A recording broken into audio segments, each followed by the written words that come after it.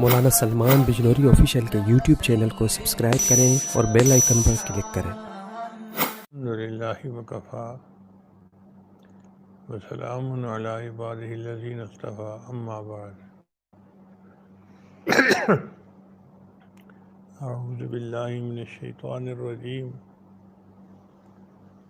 بسم اللہ الرحمن الرحیم ان الصلاۃ تنہی عن الفحشاء والمنکر سبحان ربک رب العزۃ عما یصفون وسلام علی المرسلین والحمد للہ رب العالمین اللہم صلی علی سیدنا محمد وعلی آل سیدنا محمد وبارک وسلم۔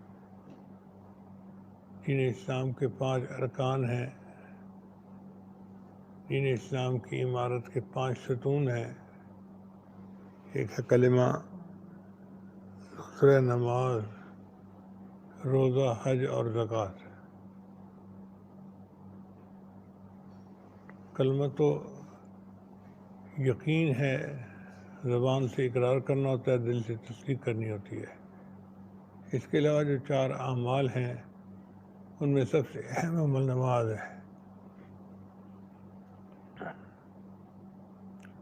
چنانچہ شاعر نے کہا، روز محشر کے جہاں گزاز بود، اولیں پرسش نماز بود۔ قیامت کے دن اعمال میں سب سے پہلے نماز کے عمل کی پرسش ہوگی، اور یہی عمل ہے کہ جس کو نظر انداز کرنے کی وجہ سے اکثر مسلمان جہنم میں جائیں گے۔ قرآن مجید سے ثابت ہے کہ فرشتے دیکھیں گے انسانوں کو جہنم میں عذاب بھگتتے ہوئے تو وہ حیران ہو کر پوچھیں گے کہ کیا تمہیں کوئی ڈرانے والا نہیں آیا تھا؟ تو جہنمی آگے سے جواب دیں گے، قالوا لم نک من المصلین، کہ وما سلککم فی سقر، اس جہنم میں تجھے کن چیز نے ڈالا؟ تو وہ کہیں گے کہ ہم بے نمازی تھے۔ یعنی بے نمازی ہونا ایک بڑی وجہ ہے جہنم میں جانے کی۔ چنانچہ نبی صاحب نے فرمایا کہ اسلام اور کفر میں نماز کا فرق ہے۔ اس لیے جو آدمی 5 وقت کی نماز پڑھتا ہے وہ اللہ تعالیٰ کی ضمانت میں آ جاتا ہے، برکتوں میں آ جاتا ہے۔ ایک حدیث مبارکہ میں ہے کہ جو شخص فجر کی نماز باجماعت پڑھتا ہے، اللہ تعالیٰ اس کے سارے دن کے کاموں میں مدد کا ذمہ لے لیتے ہیں۔ اب آپ بتائیے کہ اللہ رب العزت جو مالک الملک ہیں، جو مسبب الاسباب ہیں، جب وہ ذمہ لیں تو پھر زندگی میں کیسی برکتیں ہوں گی۔ اس لیے نماز کی بہت اہمیت ہے، مگر دیکھا یہ گیا ہے کہ آج کل نماز تو بس جیسے مرغے کی ٹھونگیں ہوتی ہیں، ٹکرے مارنے والی بات ہو گئی۔ آتے ہیں اٹھک بیٹھک کر کے ہم چلے جاتے ہیں، جو نماز کی اصل روح ہے وہ حاصل نہیں ہوتی۔ اس نماز کی اصل روح کو حاصل کرنے کے لیے مشائخ کی خدمت کی ضرورت ہے۔ چنانچہ ذکر و سلوک کا بنیادی مقصد ہی یہی ہے کہ انسان کی نماز بن جائے۔ شاہ اسماعیل شہید رحمۃ اللہ علیہ جب اپنے شیخ سید احمد شہید رحمۃ اللہ کے پاس آئے تو شیخ نے پوچھا کیسے آنا ہوا؟ تو حضرت نے آگے سے کہا کہ حضرت میں آپ کے پاس اس لیے آیا ہوں کہ مجھے آپ صحابہ جیسی نماز پڑھنی سکھا دیں۔ تو یہ جو شوق ہے نا کہ صحابہ جیسی نماز پڑھنی آ جائے، میری نماز سنور جائے، اللہ تعالیٰ سے مانگنے کا طریقہ نماز ہے۔ جس کی نماز سنور گئی اس کو اللہ سے مانگنے کا طریقہ آ گیا۔ آپ یوں سمجھیں کہ خزانے کی کنجیاں اس کے ہاتھ میں آ گئیں، جب چاہے خزانے کا دروازہ کھول لے۔ اس لیے 5 نمازوں کی بہت اہمیت ہے۔ اب یہاں سوال پیدا ہوتا ہے کہ اللہ تعالیٰ نے 5 نمازیں کیوں فرض فرمائیں؟ 7 ہوتی، 10 ہوتی۔ تو علماء نے لکھا ہے کہ اس میں حکمت یہ ہے کہ انسان کے 5 حواس ہیں جن کو حواس خمسہ کہتے ہیں، جس کی بنیاد پہ وہ زندگی گزارتا ہے۔ دیکھنا، سننا، سونگنا، چکھنا، چھونا۔ جس بندے نے 5 نمازیں باقاعدگی سے پڑھ لیں اس نے گویا 5 حواس کا شکر ادا کر دیا، اس لیے اللہ نے 5 نمازوں کو فرض فرمایا۔ بعض علماء نے جواب دیا کہ زندگی کی نعمتیں 5 ہیں، حدیث پاک سے اس کا ثبوت ملتا ہے۔ نبی صلی اللہ علیہ وسلم نے فرمایا اغتنم خمسن قبل خمس، کہ 5 کے فوت ہونے سے پہلے ان کی قدر کر لو۔ ان 5 نعمتوں کی قدر کرنے والا وہ شخص ہوگا جو 5 نمازیں باقاعدگی سے ادا کرتا ہے۔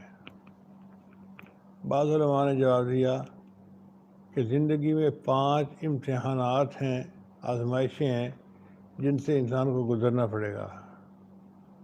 نمبر 1 ایک سکرات موت، نمبر 2 قبر، نمبر 3 حشر قیامت کے دن اللہ کے سامنے پیش ہونا، نمبر 4 میزان، اور نمبر 5 پل صراط سے گزرنا۔ جو بندہ 5 نمازیں باقاعدگی سے پڑھے گا وہ گویا ان 5 آزمائشوں کے وقت میں آسانی کے ساتھ پار ہو جائے گا، اس لیے اللہ تعالیٰ نے 5 نمازوں کو فرض فرمایا۔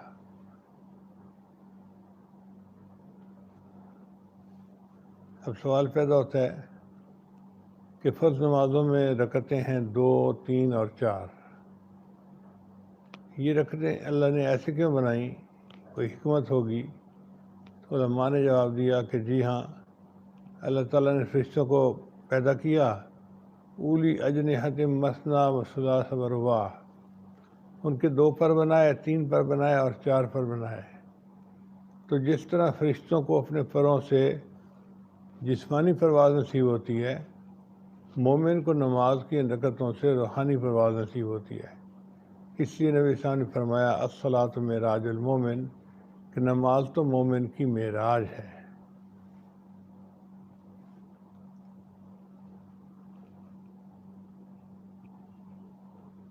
پہلی امتوں کو 4 تک نمازیں دی گئی تھیں، مغرب تک کے وقت کی۔ عشاء کی نماز صرف امت محمدیہ کو دی گئی، اور نبی علیہ السلام کو معراج بھی عشاء کے بعد ہوا تھا، اس لیے عشاء کی نماز پڑھنے سے ایمان والے کو روحانی معراج نصیب ہو جاتا ہے۔ اس نماز میں ہمارے روحانی فائدے تو ہیں ہی صحیح، جسمانی فائدے بھی ہیں۔ چنانچہ اگر کوئی سوال پوچھے کہ نماز میں جسمانی فائدے کیا ہیں، تو علماء نے لکھا کہ انسان کی زندگی کی ترتیب ایسی ہے کہ فجر کے وقت اس کی شوگر لو پہ ہوتی ہے۔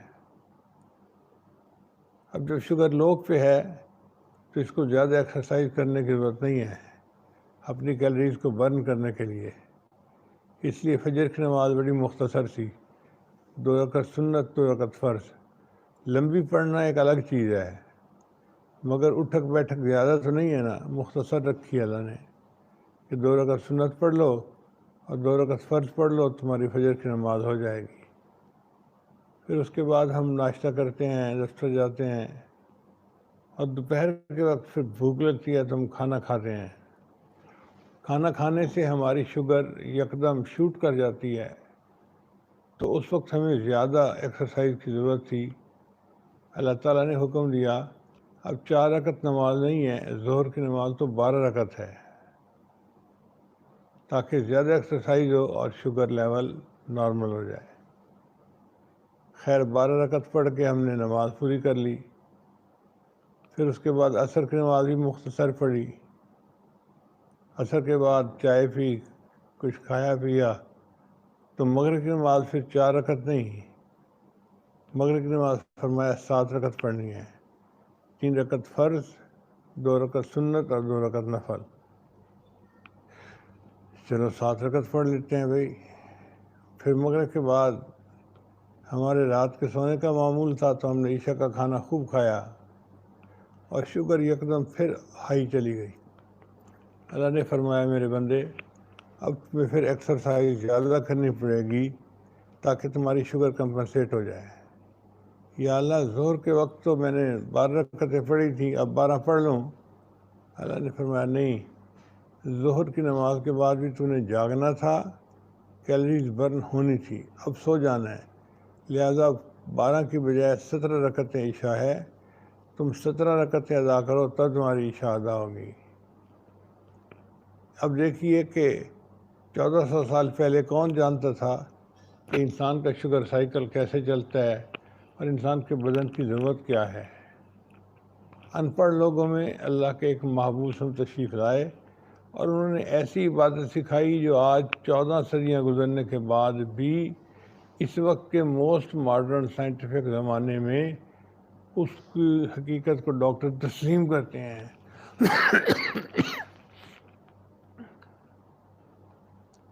مزید دیکھیے، رمضان شریف میں ہم سارا دن روزہ رکھتے ہیں، کچھ کھاتے پیتے نہیں ہیں، پھر جب افطاری کا وقت آتا ہے تو اس وقت ہم اپنے آپ میں نہیں ہوتے، 2 گلاس روح افزا کے پیے، بادام کے شربت کے پیے، سموسے کھائے، پکوڑے کھائے اور خوب ٹکا کے ہم نے کھایا، شوگر جو تھی وہ اسکائی ہائی آسمانوں پہ چلی گئی۔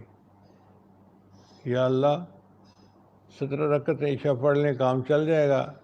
اللہ فرماتے نہیں، شوگر کا تو برا حال ہوا ہے، اب تمہیں عشاء کی نماز بھی پڑھنی پڑے گی اور 20 رکعت تمہیں تراویح کی نماز بھی پڑھنی پڑے گی تاکہ ایکسٹرا ایکسرسائز سے تمہاری شوگر کمپنسیٹ ہو جائے۔ ایک آدمی سفر میں نکلتا ہے، وہ کہتا ہے یا اللہ میں تو سفر میں ہوں، ہر وقت حالت حرکت میں ہوں، تو مجھے زیادہ نماز پڑھنے کی کیا ضرورت ہے؟ اللہ فرماتے ہیں ہاں ٹھیک ہے، ہم تمہیں ڈسکاؤنٹ دے دیتے ہیں، تمہیں جماعت معاف اور نماز ہاف۔ چنانچہ اللہ نے سب نمازوں کے فرض جو تھے وہ آدھے کر دیے، اس لیے کہ اس کے سفر کی وجہ سے اس کی شوگر تو پہلے ہی کمپنسیٹ ہو رہی تھی۔ تو دیکھیں جس انداز سے دیکھیں، یوں لگتا ہے کہ اللہ رب العزت نے ہم پر احسان فرمایا کہ اللہ نے ہمیں نماز پڑھنے کا حکم فرمایا، اب ہم اس نماز سے فائدہ اٹھائیں اور اللہ تعالیٰ سے اس کی برکتیں حاصل کریں۔ نماز اگر ترجمہ آتا ہو اور دل نماز کے ترجمے میں لگا ہوا ہو تو انسان اس کو انجوائے کرتا ہے۔ آپ دیکھیں ہم تکبیر تحریمہ پڑھنے کے بعد کیا پڑھتے ہیں؟ سبحانک اللہم، اے اللہ آپ پاک ہیں، آپ میں کوئی عیب نہیں، آپ میں کوئی نقص نہیں، آپ میں کوئی کمی کوتاہی نہیں ہے، آپ کامل مکمل ہیں۔ سبحانک اللہم وبحمدک، اور اے اللہ ساری کی ساری تعریفیں آپ ہی کے لیے ہیں۔ سچی بات تو یہ ہے کہ تعریفوں کا حقدار فقط اللہ تعالیٰ ہی ہے۔ دنیا میں کوئی بندہ کسی کی تعریف کرے وہ حقیقت میں تعریف اللہ کی طرف لوٹتی ہے۔ مثال کے طور پہ ہم پھول کی تعریف کریں تو یہ تعریف اللہ کی طرف لوٹتی ہے کیونکہ اللہ نے پھول کو پیدا کیا۔ ہم دنیا کی کسی چیز کی تعریف کریں، زمین کی، آسمان کی، پہاڑوں کی، سمندروں کی، تو یہ تعریف اللہ کی طرف لوٹے گی، اس لیے کہ ان سب کو بنانے والا کون ہے؟ اللہ کی ذات ہے۔ حتیٰ کہ خامد بیوی کی تعریف کرے، بیوی خامد کی تعریف کرے تو یہ بھی اللہ کی طرف لوٹتی ہے جس نے اس کی زندگی کا جوڑا بنایا۔ سبحانک اللہم وبحمدک، اے اللہ آپ پاک ہیں اور آپ کے لیے سب تعریفیں ہیں، آپ سب تعریفوں کے حقدار ہیں۔ وتبارک اسمک، اور آپ کا نام بڑا برکت والا ہے، یعنی اللہ کا نام بھی برکت والا ہے۔ وتعالی جدک، اور اللہ آپ کی تو بزرگی بہت بلند ہے۔ ولا الہ غیرک، اور آپ کی طرح محبت کے قابل تو کوئی ہے ہی نہیں، کوئی عبادت کے قابل ہے ہی نہیں، آپ اکیلے ہی ہیں۔ یہ الفاظ اتنے اچھے معنی رکھتے ہیں کہ اگر انسان کو معنی کی طرف استحضار ہو تو انسان کو الفاظ ادا کرتے ہوئے منہ میں مزہ آتا ہے۔ زباں پہ بار خدایا یا کس کا نام آیا کہ میرے نطق نے بوسے میری زباں کے لیے، یعنی ان الفاظ کو ادا کرتے ہوئے ایسے لگتا ہے جیسے منہ میں زبان کا مزہ آ رہا ہوتا ہے۔ پھر اس کے بعد فاتحہ ہے۔ سورہ فاتحہ کی بہت اہمیت ہے۔ حدیث مبارکہ میں ہے کہ اللہ تعالیٰ نے جو کچھ آسمانی کتابوں میں نازل کیا وہ سارا کا سارا اللہ نے قرآن مجید میں نازل کر دیا، اور جو اللہ نے پورے قرآن میں نازل کیا وہ اللہ تعالیٰ نے سورہ بقرہ کے اندر نازل کر دیا، اور جو اللہ نے سورہ بقرہ کے اندر نازل کیا اس کو اللہ تعالیٰ نے سورہ فاتحہ کے اندر نازل کیا۔ اس لیے سورہ فاتحہ کو فاتحۃ الکتاب کہتے ہیں، یعنی کتاب کا اوپننگ چیپٹر۔ اور اس کی اتنی اہمیت ہے کہ نبی علیہ السلام نے فرمایا لا صلاۃ الا بفاتحۃ الکتاب، کہ فاتحۃ الکتاب کے بغیر نماز ہوتی نہیں ہے۔ آپ اندازہ لگائیے کتنی اہمیت ہوگی۔ چنانچہ مقتدی ہے تو امام پڑھتا ہے، یہ پیچھے سنتا ہے، اور اگر اکیلا پڑھ رہا ہے تو یہ خود پڑھتا ہے۔ فاتحہ کو ہر رکعت میں پڑھنا ضروری ہے۔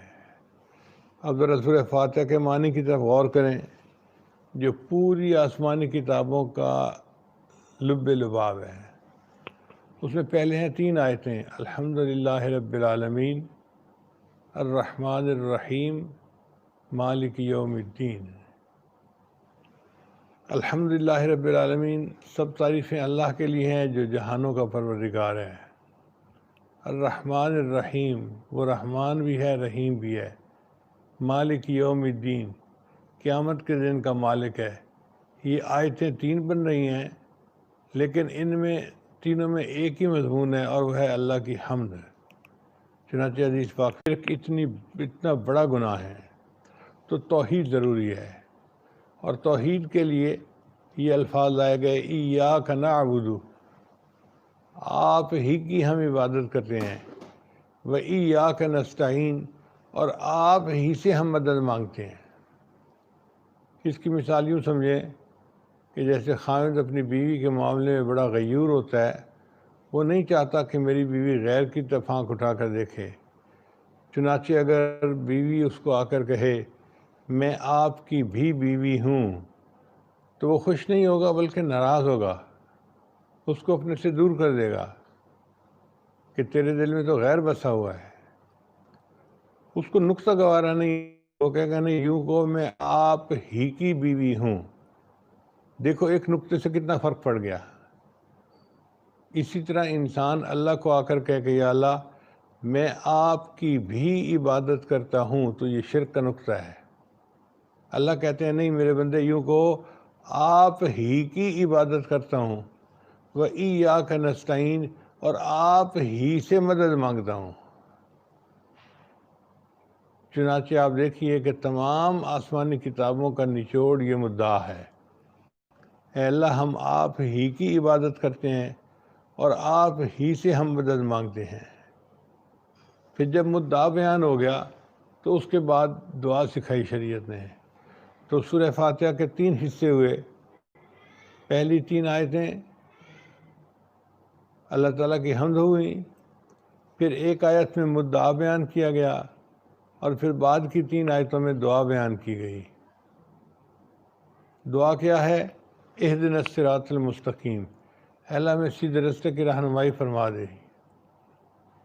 صراط الذین انعمت علیہم، ان لوگوں کا راستہ جن کے اوپر آپ نے انعام کیا، جو آپ کے انعام یافتہ بندے ہیں، ان کا راستہ میں دکھا دے۔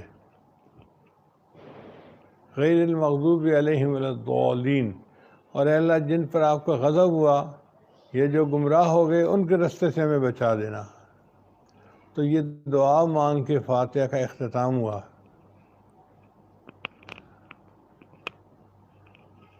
پھر اس کے بعد انسان رکوع میں چلا جاتا ہے، اللہ اکبر کہہ کے۔ رکوع میں نبی علیہ السلام نے تلاوت فرمائی سبحان ربی العظیم،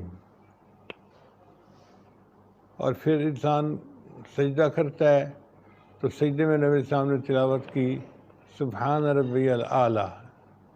اصل میں نبی علیہ السلام کو اللہ نے حکم فرمایا تھا فسبح بسم ربک العظیم، تو نبی علیہ السلام پر لازم تھا کہ اس حکم کی تعمیل فرمائیں۔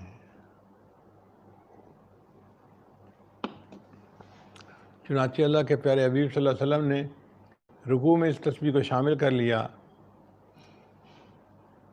سبحان ربی العظیم سبحان ربی العظیم۔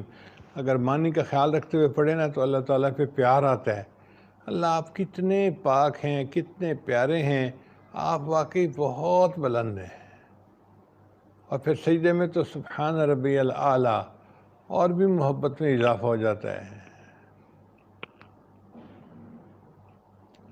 تو ہم نے قیام کیا، رکوع کیا، سجدہ کیا، پھر اس کے بعد اتحیات کی باری آ جاتی ہے. یہاں پر ایک نقطہ سمجھ لیں کہ قیام میں جو نمازی ہوتا ہے وہ الف کی حرف کی شکل میں ہوتا ہے،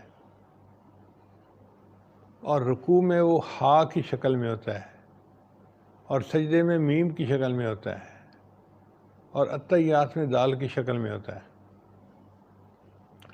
یعنی ظاہراً تو نمازی نماز کی رکعت ادا کرتا ہے، مگر حقیقت میں اس کا جسم احمد کا لفظ بناتا ہے. اللہ تعالیٰ کو اس پہ پیار آتا ہے. میں نے تو یوں ہی خاک میں پھیری تھی انگلیاں، دیکھا جو غور سے تو تیری تصویر بن گئی.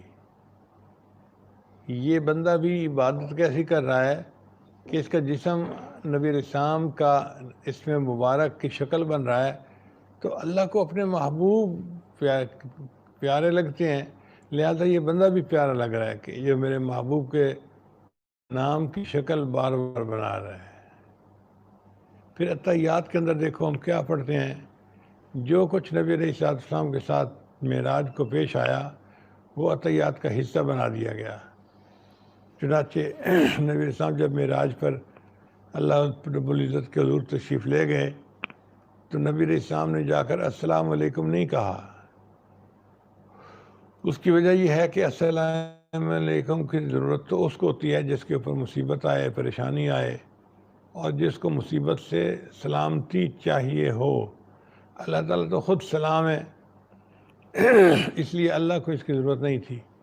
تو نبی علیہ السلام نے 3 الفاظ میں اللہ کی حمد بیان کی: التحیات للہ والصلوات والطیبات. تحیہ کہتے ہیں زبان سے جو انسان اللہ کی حمد بیان کرتا ہے، تعریفیں کرتا ہے، یہ تحیہ ہوتا ہے. تو یہ ساری زبانی عبادتیں اللہ آپ کے لیے ہیں. والصلوات، اور بدنی عبادتیں اللہ یہ بھی آپ کے لیے ہیں. والطیبات، اور مالی عبادتیں بھی آپ کے لیے ہیں. یعنی انسان 3 طرح کی عبادتیں کرتا ہے، زبانی ہوں، مالی ہوں یا بدنی ہوں. اے اللہ وہ تینوں طرح کی عبادتوں کے حقدار اور سزاوار آپ ہیں، آپ ہی کو سجدتی ہیں. کتنی پیاری بات نبی علیہ السلام نے فرمائی. یعنی اللہ تعالیٰ کی حمد کا معراج دیکھیے کہ اے میرے اللہ، میری زبانی تعریفیں، بدنی تعریفیں اور میری مالی جو عبادتیں ہیں یہ ساری کی ساری آپ ہی کے لیے ہیں. تو 3 لفظوں سے نبی علیہ السلام نے اللہ کے سامنے اپنی بات بیان کی، اور اللہ نے 3 لفظوں سے ہی جواب دیا: السلام علیکہ ایھا النبی ورحمۃ اللہ وبرکاتہ. آپ کے اوپر سلامتی ہو اے ہمارے نبی، اور اللہ کی رحمتیں ہوں اور اس کی برکتیں ہوں. چونکہ نبی علیہ السلام کو تو سلامتی کی ضرورت تھی، اس لیے اللہ تعالیٰ نے السلام علیکہ ایھا النبی فرمایا. اب جب اللہ نے بھی فرما دیا، محبوب صاحب نے بھی فرما دیا، تو بعض روایت میں آتا ہے کہ فرشتوں نے دعا مانگی: السلام علینا وعلی عباد اللہ الصالحین. ہمارے اوپر بھی سلامتی ہو اور نیک بندوں کے اوپر بھی سلامتی ہو. اور بعض روایت میں آیا ہے کہ نبی علیہ السلام نے اپنی امت کے گناہ گاروں کو اس میں شامل کیا. اے اللہ میرے اوپر تو آپ سلامتی کی بات فرما ہی رہے ہیں، میرے اوپر بھی سلامتی ہو، اور میری امت کے جتنے گناہ گار ہیں ان پر اوپر بھی سلامتی ہو. پھر اس کے بعد کلمہ ہے، اور کلمے کے بعد آدھی اتحیات ختم ہو جاتی ہیں. پھر اس کے بعد درود ابراہیمی پڑھا جاتا ہے. ذرا درود ابراہیمی کی بھی حکمت دیکھ لیجئے. محبت 2 طرح کی ہوتی ہے، ایک ہوتی ہے محبت ذاتی اور ایک ہوتی ہے محبت صفاتی.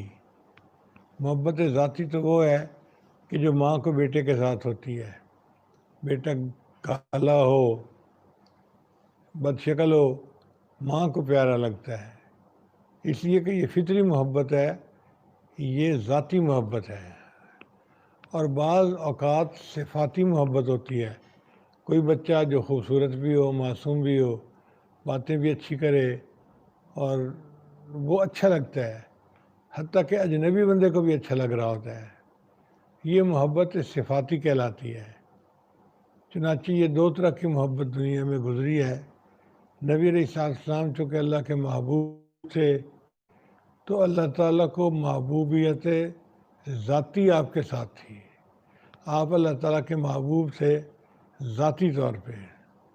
اب نبی علیہ السلام کی تمنا یہ تھی کہ اللہ مجھے ایسی صفات عطا فرمائے کہ جو محبوبیت صفاتی ہے وہ بھی مجھے مل جائے. یعنی جیسے بیٹے کے دل میں تمنا ہو کہ میں ماں باپ کا بیٹا تو ہوں، مجھے محبت ذاتی تو ملی ہوئی ہے، اب میں اتنا اچھا بن کے رہوں کہ میرے ماں باپ کی دلی محبت مزید مجھے مل جائے. وہ محبت صفاتی حاصل کرنے کے لیے اچھا بنتا ہے. تو نبی علیہ السلام کی یہ چاہت تھی کہ اللہ آپ نے محبوبیت صفاتی اپنے خلیل کو عطا فرمائی تھی، ابراہیم خلیل اللہ کو، جن کے بارے میں اللہ نے قرآن مجید میں بہت تعریفیں کی ہیں. الجا ربہ بقلب سلیم، اللہ فرماتے ہیں شاکر لانعمی. تو یہ اللہ تعالیٰ کی محبت کی جھلک ہے اور ان کے اندر یہ محبت صفاتی تھی، اس لیے ان کو خلیل کہا گیا. تو نبی علیہ السلام نے گویا یہ دعا مانگی کہ یا اللہ جو محبت صفاتی آپ نے ابراہیم علیہ السلام کو عطا فرمائی تھی وہ محبت صفاتی مجھے بھی عطا فرما دیجیے تاکہ مجھے محبت میں کمال، محبوبیت میں کمال حاصل ہو جائے.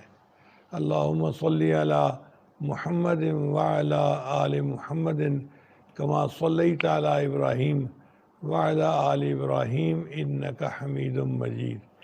ان الفاظ کو ادا کرتے ہوئے اتنی دل میں خوشی ہوتی ہے اور اتنا دل میں جو ہے وہ مزہ آتا ہے کہ نبی علیہ السلام نے کتنے اچھے درود شریف کو نماز کا حصہ بنایا.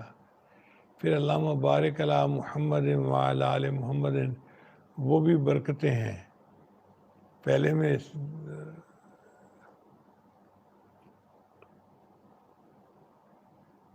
پہلے درود میں صلی رحمتیں مانگی گئیں اور دوسرے درود میں برکتیں مانگی گئیں.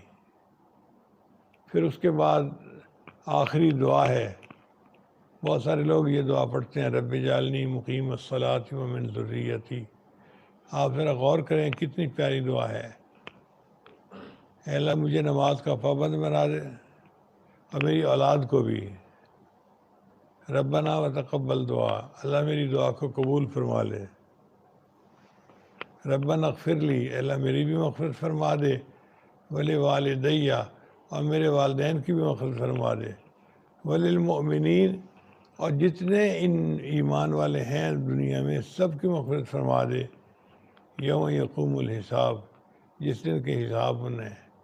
اس کا مطلب یہ ہے کہ مومن جب نماز پڑھتا ہے تو اس کی دعا کی وجہ سے پوری دنیا کے ایمان والوں کو اجر ملتا ہے. سبحان اللہ. کلمہ پڑھنے کی برکت سے ہم اپنے گھر میں بیٹھے ہیں لیکن کوئی کہیں بھی نماز پڑھ رہا ہے، اس کی نماز کے وجہ سے ہمیں بھی اللہ تعالیٰ اجر عطا فرما رہے ہیں.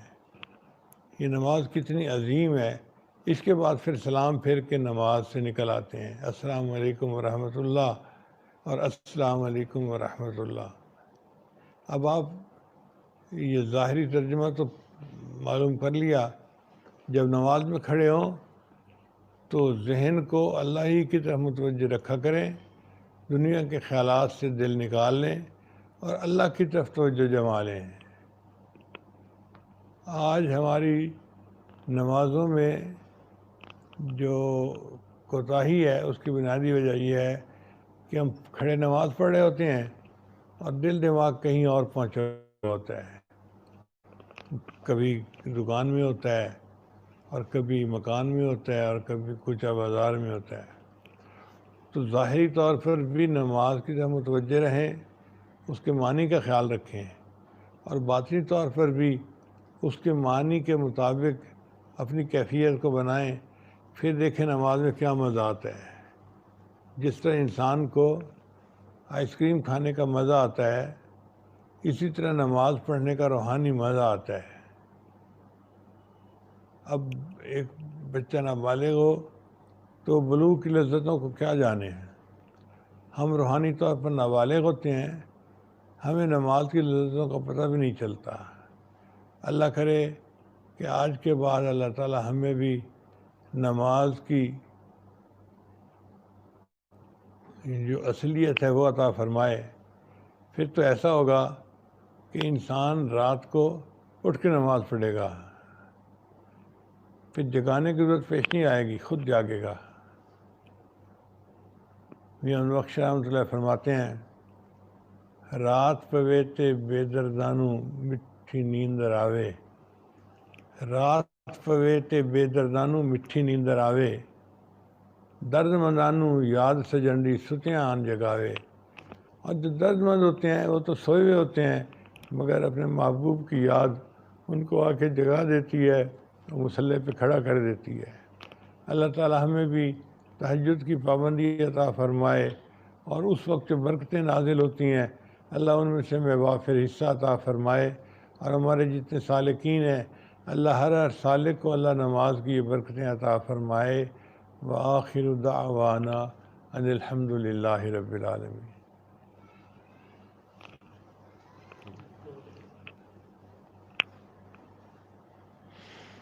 مراقبہ سے پہلے ہم توبہ کے کلمات پڑھیں گے.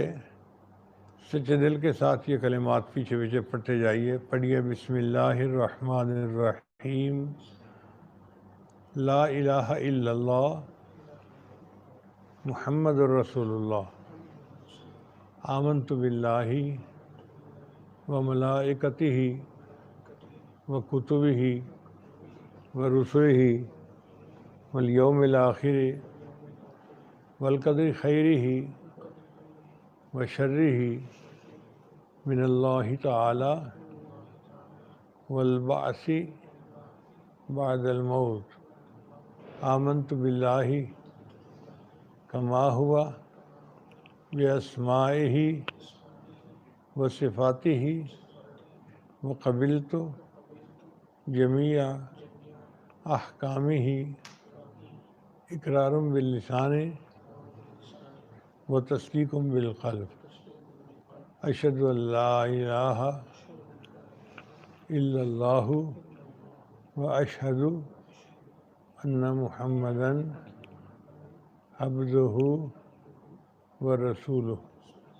استغفر اللہ ربی من کل ذنب و اتوب الیہ برحمتک یا ارحم الراحمین. بس ان کلمات کو پڑھنے سے ہم تو بتائے ہو چکے ہیں. چند معمولات ہیں جن کو باقاعدگی سے کریں گے تو اللہ تعالیٰ دل کو منور کریں گے. ان میں پہلا عمل ہے 100 مرتبہ استغفار صبح شام پڑھنا. دوسرا عمل ہے 100 مرتبہ درود شریف صبح شام پڑھنا. تیسرا عمل ہے ایک پارہ قرآن مجید کی تلاوت روزانہ کرنا.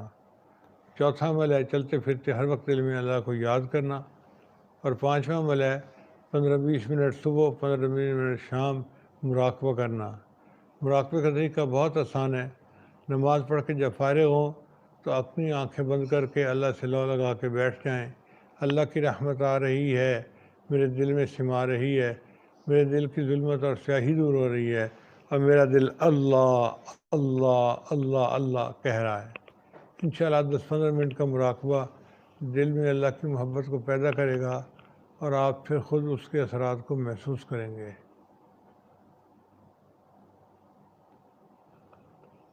تھوڑی دیر کے لیے مراقبہ کر لیجیے، آنکھوں کو بند کر لیجیے، سر کو جھکا لیجیے. دنیا جو کچھ دنیا میں ہے اسے ہٹ کر کے اللہ کی یاد میں ڈوب جائیے.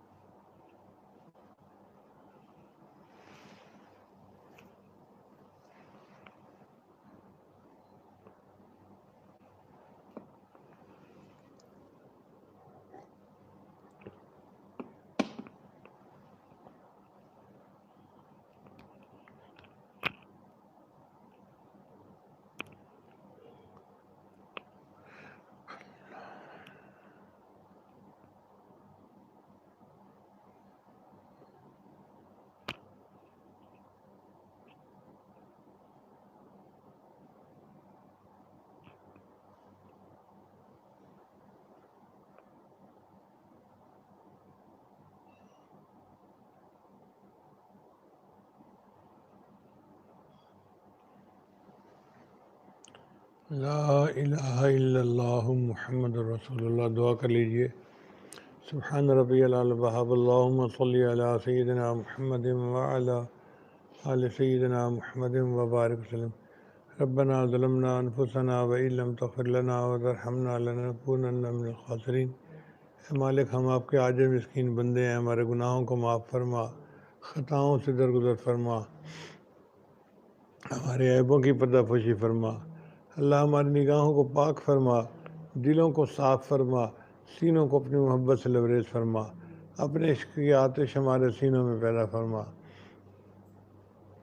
ہمارے انگ انگ سے اپنے ذکر کو جاری فرما، روئے روئے سے اپنے ذکر کو جاری فرما، ہڈی ہڈی بوٹی بوٹی میں اپنی محبت پیدا فرما. اے اللہ، ہمیں اپنے ذاکرین بندوں میں شامل فرما، متقین بندوں میں شامل فرما. ہماری ان دعاؤں کو اپنی رحمت سے قبول فرما. جتنے حاضرین مجلس ہیں سب کے دلوں کی نیک مرادیں پوری فرما. ربنا لا تزغ قلوبنا بعد إذ هديتنا وهب لنا من لدنك رحمة إنك أنت الوهاب. صلی اللہ تعالیٰ علی حبیب. اے اللہ، اس اجتماع کو قبولیت عامہ تامہ نصیب فرما. حضرت قاری صاحب نے جس شوق محبت کے ساتھ، محنت کے ساتھ یہ اجتماع منعقد کیا ہے، اس کے بدلے اللہ ان کو اپنی رضا نصیب فرما، ان کی اولادوں کو ان کی آنکھوں کی ٹھنڈک بنا. اے اللہ، ہماری ان دعاؤں کو اپنی رحمت سے قبول فرما. صلی اللہ تعالیٰ علی حبیبی سیدنا محمد وآلہ وأصحابہ اجمعین برحمتک یا ارحم الراحمین.